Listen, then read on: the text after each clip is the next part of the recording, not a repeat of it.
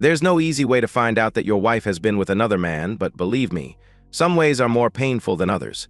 However, the way I found out must be the absolute worst. It was a day like so many others that had preceded it, and the weather, for that matter, from what I remember of it, was nothing exceptional. What was abnormal was that when I got home that evening, my wife of 6 years wasn't there. Robin worked part-time in an insurance office for some guy called Tom Blowers, and had been there for 6 months or so, and would normally be home by that time. I'd been away on business for a few days and had been looking forward to being welcomed back into my lovely young wife's arms. Her not being there didn't especially worry me, but unfortunately my lack of concern was about to be blown out of the water. An hour later, and I was beginning to get concerned when the front doorbell rang. I jumped up and made for the door, speculating whether maybe Robin had lost her key, but opening the door I was surprised to find 2 police officers standing there. "Mr. John Fielding?" he asked calmly. "That's me," I answered, wondering what they could want. "Your wife is Robin Fielding?" "That's correct," I confirmed, my insides turning to lead as I imagined what bad news that question could mean. It did. Much worse than I could ever have expected. "I'm very sorry, sir, but we have some bad news for you." The rest was a blur, and you'll have to excuse me if I won't, or rather can't repeat it word for word. The bad news, of course, was that my Robin, my beautiful young wife, was no longer with us. She wasn't home with my dinner ready on the table for the simple reason that some poor, unfortunate soul had been dragging her lifeless body out of the river. She wouldn't be there with my dinner ready the next day or the day after that. I cried a lot over the next few days. I cried and called out to the God that I'd never believed in to demand how he could be so cruel. I opened her drawers and cupboards and stared for hours at her clothes and underwear, unable to accept that I would never again see any of them on my lovely wife anymore. People were good, or tried to be, but how could they console the inconsolable? I hardly knew her parents who lived abroad, but even so, ringing them with the news was simply awful. None of them could bring my Robin back? Just when I thought I had reached the bottom of the pit, things got worse. They had no idea how Robin could have ended up in the river on a perfectly normal spring day, or even why she should have been down in that part of the town. A post-mortem was duly carried out, and to my shock it was discovered that Robin had taken a whole load of tablets, probably sleeping tablets, shortly before entering the water. The term suicide was being bandied about, but at that stage, not directly to me. The police came to see me and asked, maybe told me, that when I felt ready they would need to speak to me down at the station. I didn't want to, not wishing to accept that Robin would do such a thing, or that she would have any reason for doing so. God, I hadn't honestly accepted yet that she wouldn't be walking in the door any minute, with that enticing little giggle that I'd fallen in love with so quickly. It was soon after I'd seen those policemen out that for the first time since that awful night, I opened my laptop to reluctantly check up on my emails, and it was then that I found it. I found the object that sent my life swirling even further down the pan of life, a single sheet of paper. The handwriting on it was Robin's that I knew so well, the blotches smudging her words, so obviously her tears dropping onto the paper as she wrote them. "My darling, lovely husband, by the time you read this, I will be gone. I'm sorry, my love, for the heartbreak this must cause you, but I simply can't go on. I can't live with myself any longer for what I have done to you and our marriage. 3 days ago, Tom asked me to stay at the office for 10 minutes after the others had left to help him finish some paperwork, but that wasn't his real reason. I'm not sure if it qualified as rape, but he forced himself on me. I swear to you, John, that I tried to fight him off, but he was just so much stronger than me, and I was soon exhausted and simply gave up. The next thing I knew, he had me over the desk, and I was crying out for him to keep going. The only reason I know this is because afterward he let me get dressed, but wouldn't let me leave till he'd shown me the video he'd taken of the whole thing, and made it clear that within the hour it would be edited to show the world how I'd encouraged him and been a willing partner. That is, of course, unless I allowed him to enjoy my body again. I went home that night and cried myself to sleep. I swear I would have confessed to you that night, but you were away for 4 days up north on that trade show, and by the time you came back, Tom had threatened to expose me to you, our friends, my parents, and the whole world. I couldn't think straight, and without you there to help me, I gave in to his demands to be with him again to keep him quiet. Of course, that was stupid of me, but it was too late by then, and he blackmailed me into continuing. I'm sorry, my love, but I can't take it anymore, and I've got to end it. I can't face you when you come back, and I can't face the world, and I pray that you'll forgive me for taking the easy way out. I hope that you'll find it in yourself to forgive me for what I've done, and pray that you'll get over me and find another woman who is more deserving. Your loving wife, Robin." Words may exist to describe my feelings after reading the letter, but I can't seem to string them together. I should have gone straight to the police. But the thought never occurred to me, but if I had, then my story would have been very different. I sat there remembering about how we'd met. I'd left school and joined the Merchant Navy rather than going to university, and soon found myself on a supertanker in the middle of the ocean. Royal Dutch Shell didn't believe in spending too much time schooling their new officer cadets before they could prove that they could show that they could adapt to a life at sea. No good spending money only to find out that I was seasick all the time or missed my mummy too much. It was a case of being thrown in the deep end and swimming or sinking, and out there in the middle of the ocean, sinking didn't seem to be an attractive option. Over the next few years, our stopover in ports around the world was shorter than the Royal Navy enjoyed, but our officers' uniforms seemed to be as attractive to the local ladies, and our higher wages probably even more so. Not that I went with the professional ladies, though the distinction between them and some of my bedmates was sometimes somewhat blurred. The first woman on my first shore leave may well have been the exception, though I would have been too drunk to know the difference. If she was, then it wasn't me who paid her, but it isn't unknown for shipmates to make sure that the new boys don't go home still a virgin. That basically summed up my love life, till one day the company decided I had a particular skill that they decided to use back on shore in the company technical office, and I started a new direction for my career, with the promise that I could transfer back to the ships if it didn't suit me. I decided that it suited me just fine the third week back on shore, when at a party I was introduced to Robin. She was like no girl I'd ever met before, and I hardly knew how to behave with her. Till then, I'd virtually never dated a girl without ending up in bed with her the first night. Not unless I got too drunk or involved in a brawl before we got there, and yes, when you are young and stupid, even the officers get into fights. In uniform, we were the picture of calm authority, but out in civvies, then we were as crazy as the next young guy, and the 3 years I'd spent as an amateur boxer in school often came in handy. Not that I was really any good at it, but a little training goes a long way.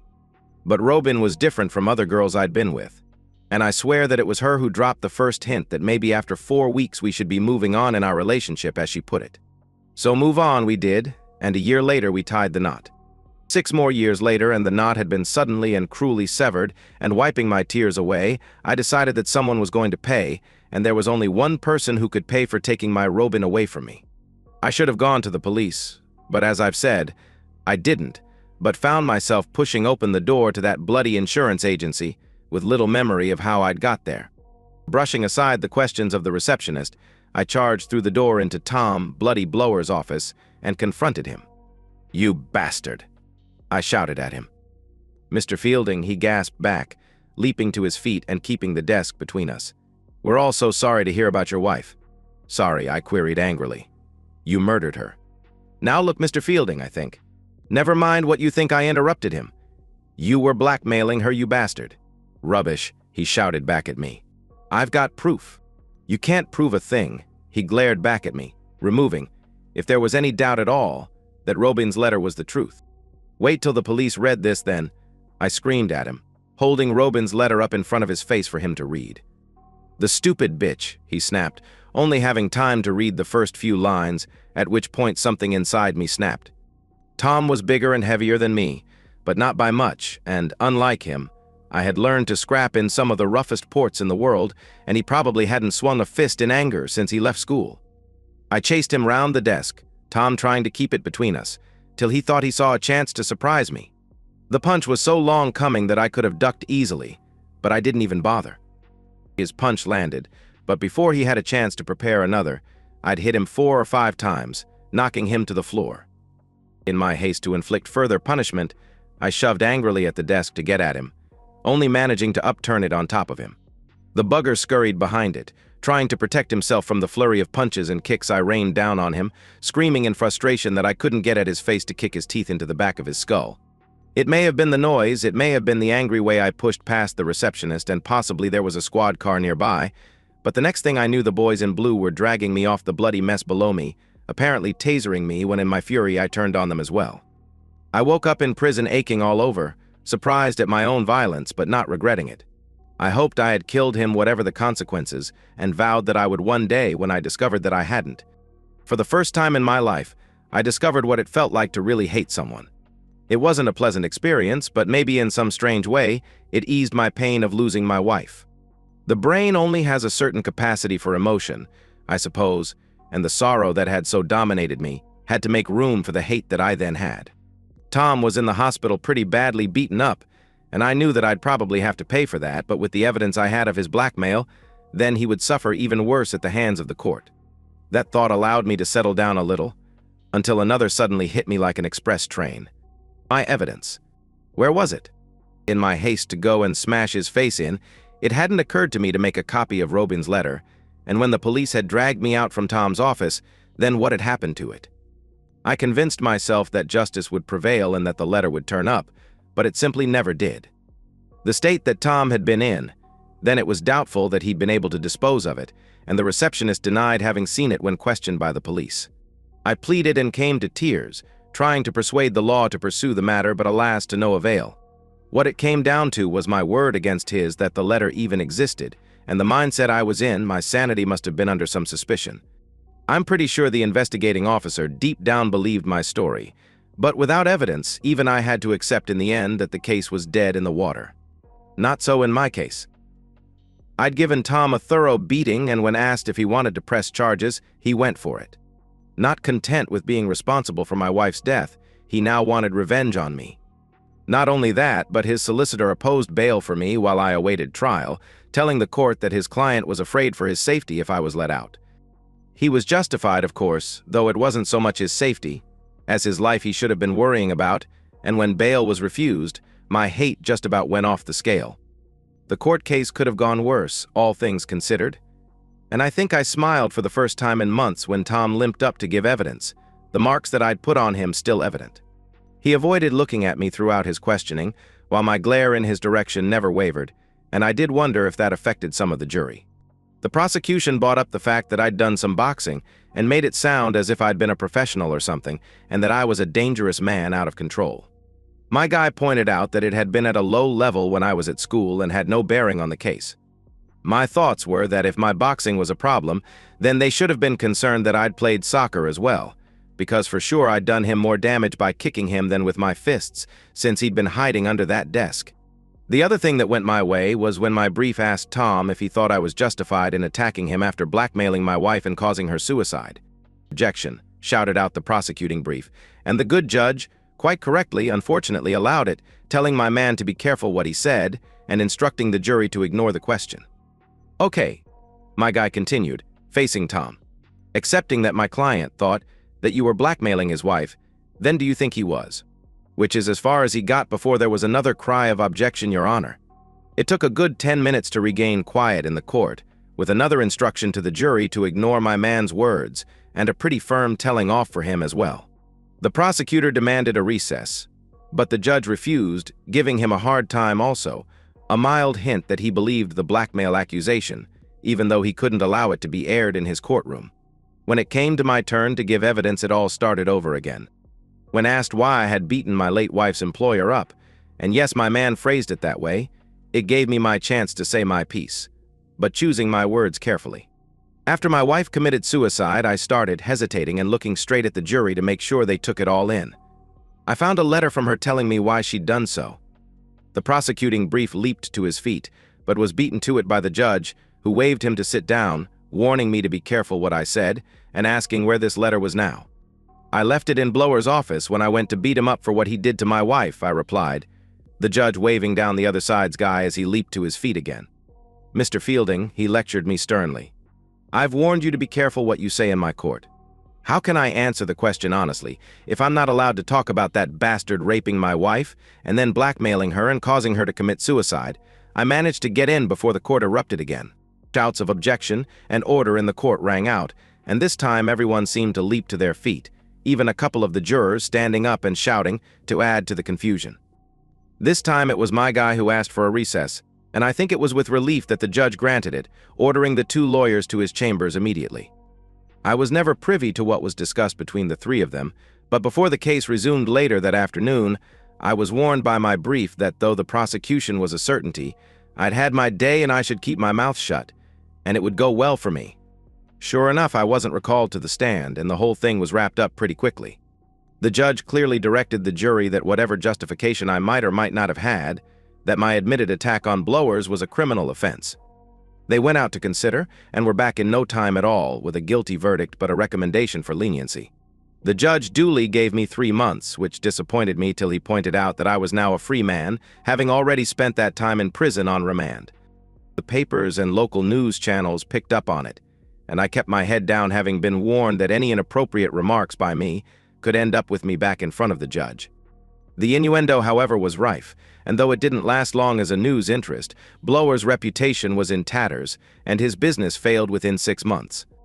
I was left feeling pretty pleased with the way things had turned out, and decided that Tom wasn't worth the risk of killing. I'd only spent 3 months in jail, but that was enough to know that I didn't want to go back there. I'd forgiven Robin. In fact, decided that there was nothing to forgive, except perhaps that she had acted unwisely, and that she'd left me on my own in this world. I knew I'd never forgive Blowers, though, but took the decision that I wasn't going to do anything about it. A year passed, and I was relieved that my company took me back, though I never really felt entirely comfortable in the office again. I kept an eye on what Blowers was up to, which didn't seem to be much during that first year. I don't know where he got the money from, but at the end of that year, he set up another office in a town about 40 miles away. It wasn't such a big affair, and the actual office was not so well appointed, but I hadn't forgotten what he'd done, and it was too good for the likes of him. I caught him leaving his office one dark winter evening, and he may have guessed who it was, but had no real chance of confirming it. The first time it may have been considered a fair fight, but this time it wasn't. I didn't draw out the punishment, as I had a time scale to get back to where I still was officially, and the iron bar I'd taken to the party allowed me to do that. I could have killed him, but I no longer wanted to. I could have beaten him to a pulp, but I didn't want to. I wanted him hurt, but not so badly that he wouldn't recover in a few months, knowing, though he wouldn't be able to prove it, that it was me, and that I'd be back again. And again. The police visited, of course, but I had a watertight alibi, having never left the ship that I'd spent the evening on visiting some old friends of mine, and you can't get much more watertight than a ship, can you? I was no longer sure that I much liked the person I'd become, but I was on a mission, and that's all that seemed to count. I couldn't face dating, but for the first time in my life, paid several women to scratch an itch that needed dealing with, but was always left feeling somehow unsatisfied, wanting the women to get out as soon as possible afterward. My life was on hold, it seemed, and I had no idea how long it would be so. I knew I needed to change my life, so I took up the option of going back to sea, one that by then most of the other people in my office breathed a sigh of relief about. The other thing that I didn't need a psychologist to tell me was that I had to lose my obsession with making Blowers pay. It was ruining my life, and I had to get over it. I hated the bastard, but that hate was destroying my life, more than it was his. Back to sea and all would be well, but of course it didn't work out that way, did it?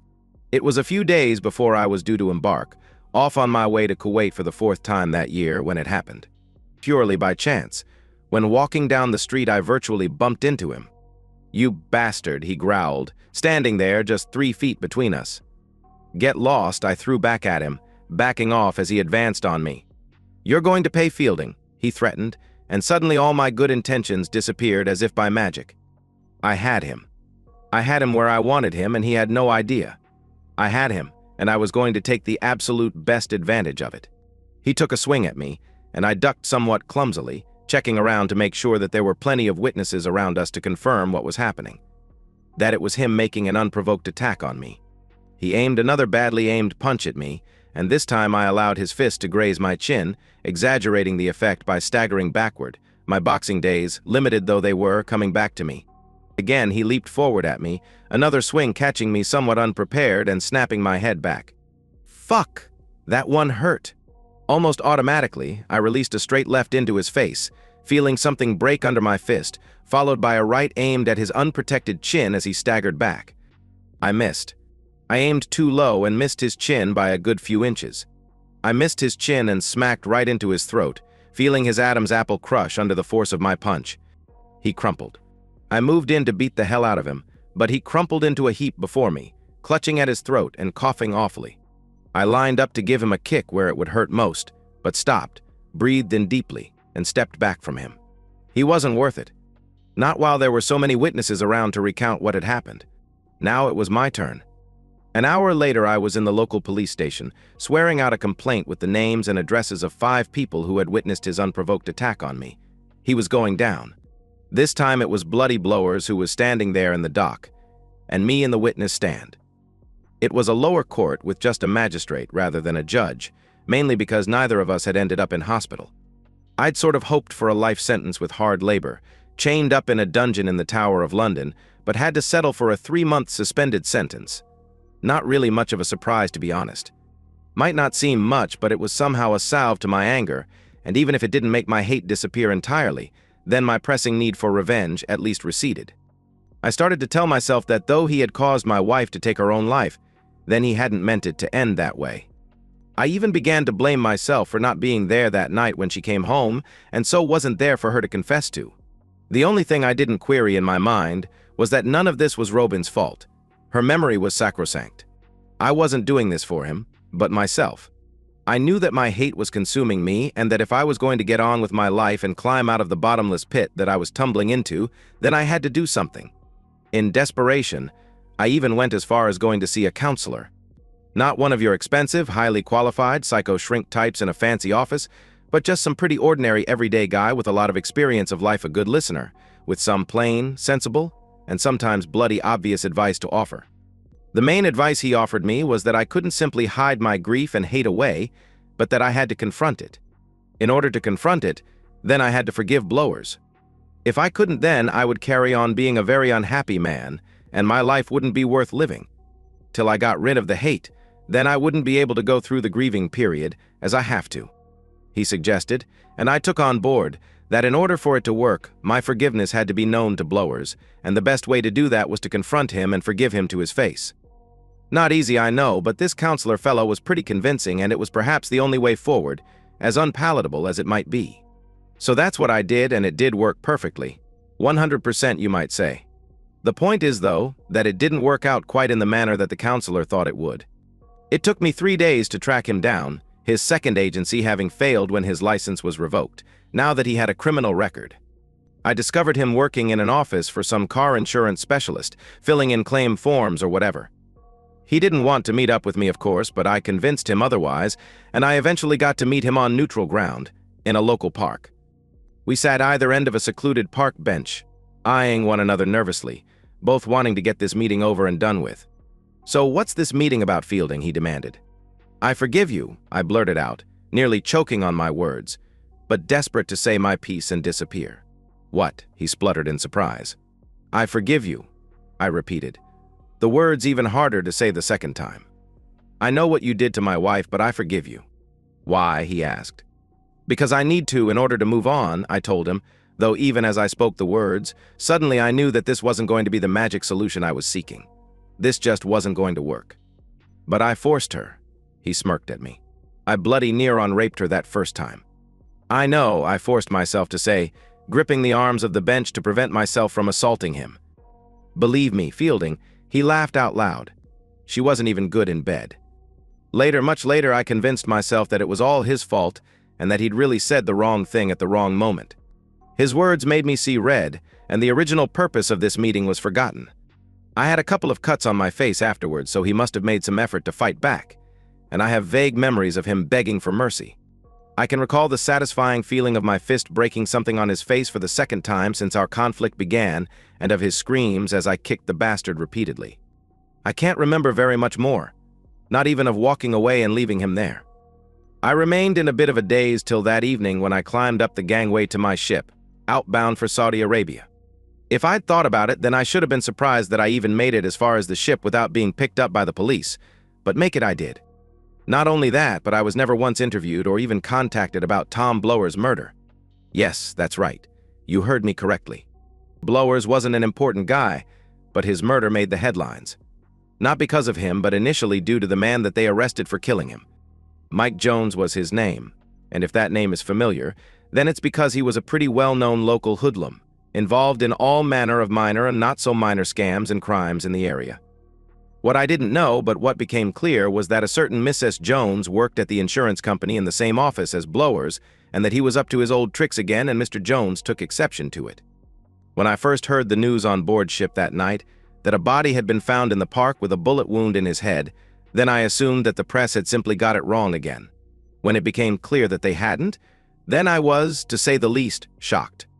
The court case was a sensation. Jones never denied shooting Blowers, and made it very clear exactly why the bastard deserved it.